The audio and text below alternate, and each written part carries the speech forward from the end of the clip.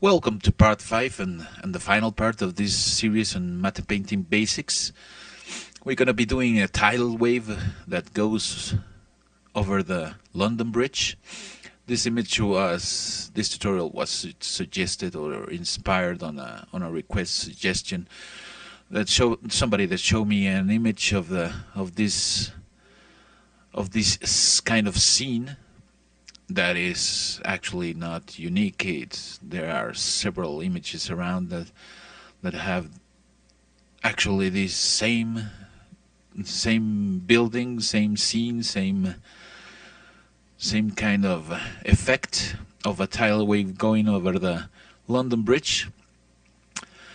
But it was shown to me as an example of an awe-inspiring, fantastic matte painting, and actually, it looks very cool.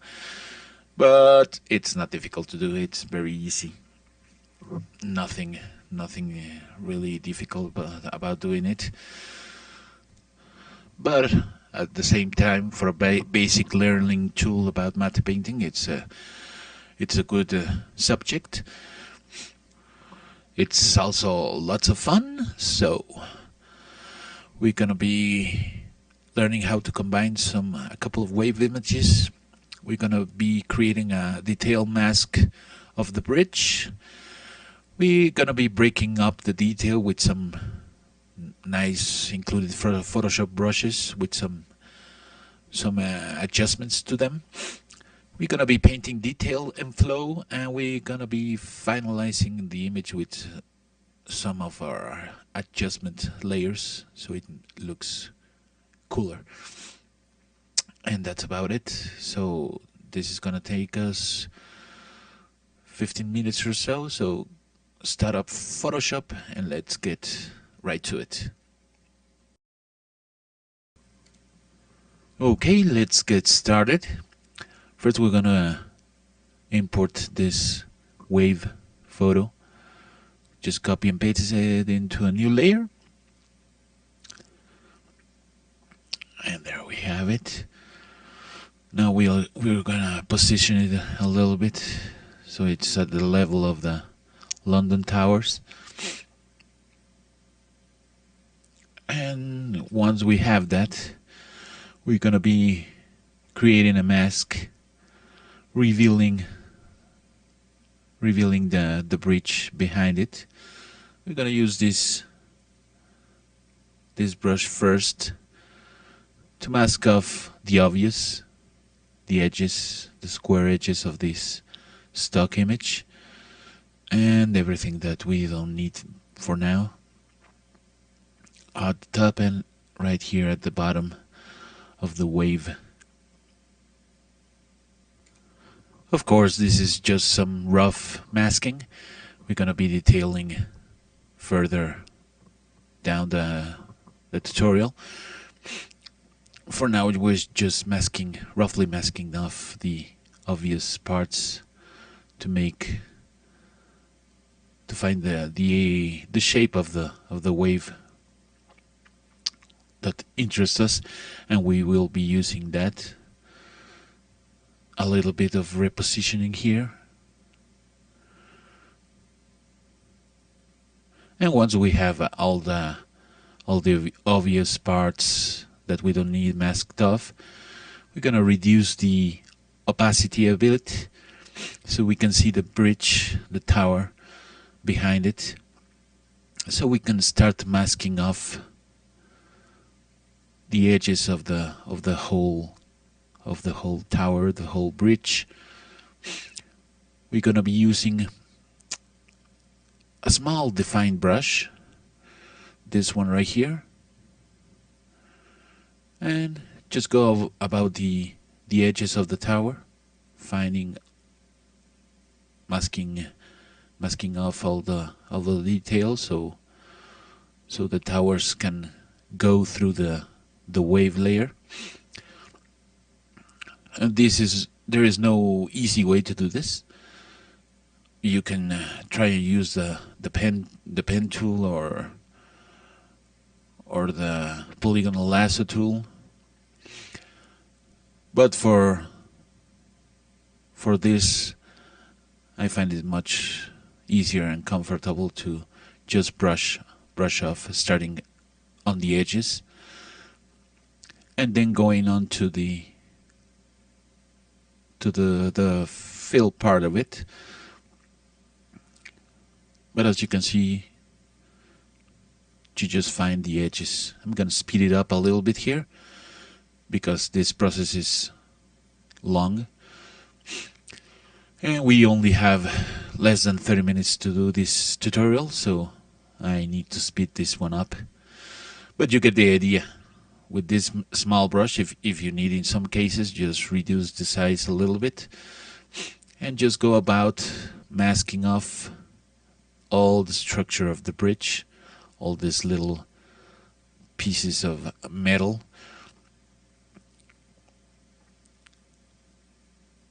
Of course, we since it's a mask, we can always come back here and edit it and refine the edges, something that we most probably will be doing. I just changed the opacity a little bit here to see exactly where that shaded part was. And just go about all the building. As you can see, I'm just finding the edges. And once we have all the edges, we can increase our brush size quite a bit and mask off the rest. It's not an official formula to remain in one size brush. If you find you're in a part of the bridge that needs a smaller brush, just reduce the size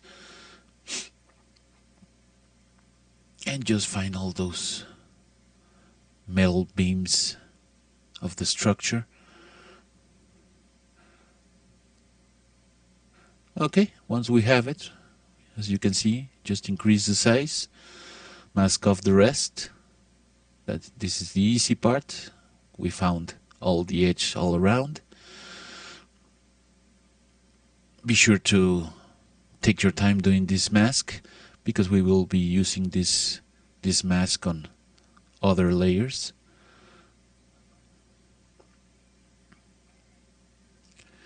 Just go about checking all the edges, refining the mask a little bit, and there we have it. Right here, I just duplicated the layer of the wave, so we have a safe copy, and I'm gonna reposition it a little bit. And again, with the soft brush, I'm gonna work a little bit more on the mask for the edges. And reducing the size, we're gonna be more precise on finding the elements of the wave we're gonna be keeping and masking off everything that we won't be needing.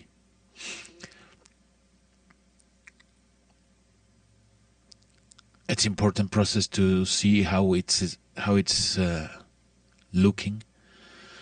And right now, we're gonna import this other wave picture to complement the first one. Copy and paste it into a new layer. And of course, we have to resize it a little bit, just scale it down. We're gonna use it to cover the left portion of the space that was left from the other wave. And we're gonna pull it on top. And using the mask of the first layer, we're just gonna duplicate that and set it up as a mask for the new wave, so we don't have to go working on the bridge edge again. And now we're gonna mask the second wave, so it combines nicely with the first wave. Masking off a little bit from this new wave to let the details of the first wave show through. Once we have this, we're going to be using this Photoshop standard brush. And we're gonna adjust shape dynamics, scattering and transfer, just enabling the pen pressure. And this brush will give us an easy spray, ocean spray look for our mask, so we can let these waves come through a little bit, so it seems that they're ramming, hitting the bridge tower, as I show you here. By masking in this way, it seems like the wave is on almost covering the building, the bridge. And we're gonna be saving this brush for later use. But as you can see, just make some sections of the wave appear to be overcoming the bridge. This gives us much more realistic appearance that the wave is hitting on this bridge, on this part of the city. And also, since the inner wave has some curvature to it, we need to let that go through also.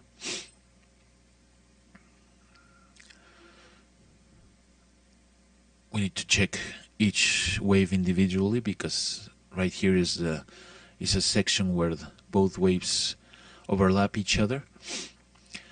And then right here you can see a little bit of brushing with this nice brush. Makes it look like part of the base of the bridge it's being submerged in water. And also here to the left, this big white section of water exploding on the building. A little bit up on top here. Just some details that suggest that the wave is overcoming the tower.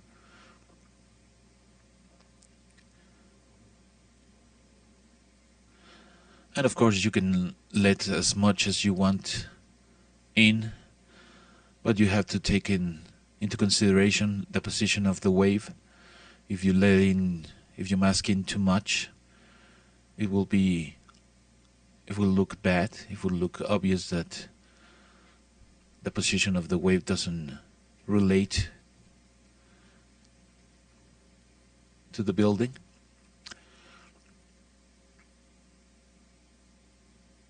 Then just go in with reduce the size of the brush a little bit and detail this mask a little bit more. In some parts it's good to have a little bit of spray, but in other sections we want the masking to be more precise. This also helps with the realism of this effect. But as I said in the beginning, this is a dramatic image, but it's not that difficult. Now we increase the size of the brush, the same brush, a little bit more, so we can use that spray look to mask off the top of the wave. And you can see this brush helps us quite a bit in masking off and maintaining the spray of the top of the wave, the foam. We will later come back here and use paint to finish off the top of the wave.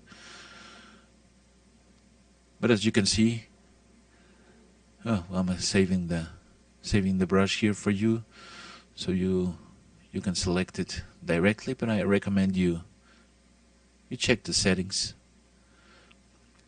Changing the settings in most of these Photoshop brushes, like this one we're gonna be using next. Just enabling transfer for this paintbrush and reducing the size a bit. We're gonna use this brush to paint in more detail and to break up the detail that is already in the wave. This is another long process, just painting in the lines to suggest to continue and suggest the flow of the wave. Will be a little bit of sampling from the white color of the same wave, but then also sampling from the dark colors of the wave to break up the detail that it's present on the stock. This will help us blend the wave with the rest of the water here, and also by breaking up the detail, we're gonna remove the obvious look that the wave is much more smaller than the bridge itself. Since we're using a wave that it's only a few meters high, we need to break up that detail, sampling from the same canvas.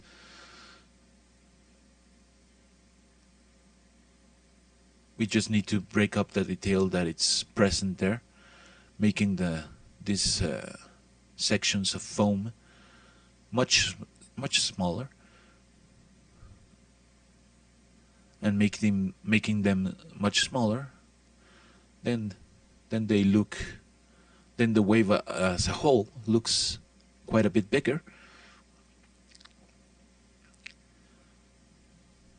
As you can see here, it's just a matter of going in each section of foam, creeping up into the wave, and breaking those details apart.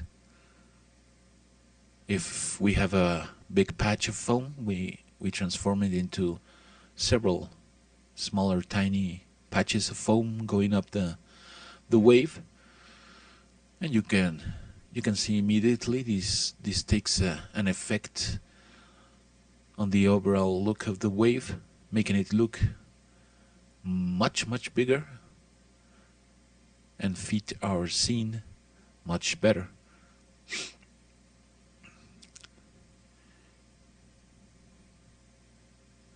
This brush is only included. It's only for Photoshop CS5, and it's those new painting brushes for Photoshop are great. But still, you can, if you're using some other Photoshop version, you can see the point here. And you can use some other brush and adjust the opacity and the shape dynamics, so you have the same result. But as you can see here, it's just a matter of breaking up the detail in several parts. This makes the wave look much bigger and blend with the rest of the scene of the bridge. Just sampling from the same color of the canvas. Right here we're working with a dark blue sampled from the wave itself. And then when you need, you just sample from the highlights. I'm gonna speed it up a little bit here, since it's a long process. Right here, I'm just painting with the same brush, enhancing and suggesting a little bit more of the curvature of the wave, and adding detail. We add a little bit of detail with lighter colors, and we break up the detail with the darker colors. and you can see how this process starts making the image look much more integrated into each other, and the look of the overall wave changes quite a bit. You can see here how with the highlights we suggest the flow of the wave and add detail, always sampling from the canvas, breaking up those details on the foam. Don't worry about the brush dialog box appearing. I'm just changing the size of the brush as needed. Since that section was further away, I just reduced the size a little bit. Here we continue sampling dark color from the adjacent sections of the wave and light color to add some highlights or to break up the detail, as we have been doing all around the image. As you can see, you can also add some detail to the foam itself. Very handy brush for painting. And it's a long process. It's the difficult part of this tutorial, because it takes a long time, but it's not at all impossible to do, or you need to be some kind of great painter to do it. Now we go back to our spray brush that we saved earlier, and sampling light color from the foam, we paint the edge of the foam, a new edge to all the foam. And this brush, if you need to change the size, of course, right here, since this is on the foreground, I increase the size a little bit, and sampling from the foam of the present wave itself, just painting, and then using the same brush but with the eraser, just finish off the edge. Checking that there is no obvious pattern left by the brush.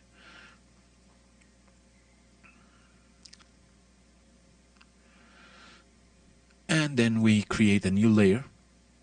As you can see, we have been working only on one layer. We go back to our painting brush, make sure transfer is enabled, and this time enable shape dynamics, so we can finish up the top of the wave here. We need to paint a little bit. So just by sampling from the base color of the wave. Okay, and now once we have the shape of the top of the wave, sampling color from the other wave here, we also suggest a little bit of an edge to the top of the wave. And then simply sampling a little bit of lighter color from the whites. We also suggest a little bit of foam to this top of the wave. Always sampling from the existing colors that we have. And just paint some foam details that match the rest of the wave. Then let's go in a little bit closer, and I'll add a little bit more of random detail, breaking that detail apart. As you can see, always sampling from the existing colors. Finishing up the top of the foam here.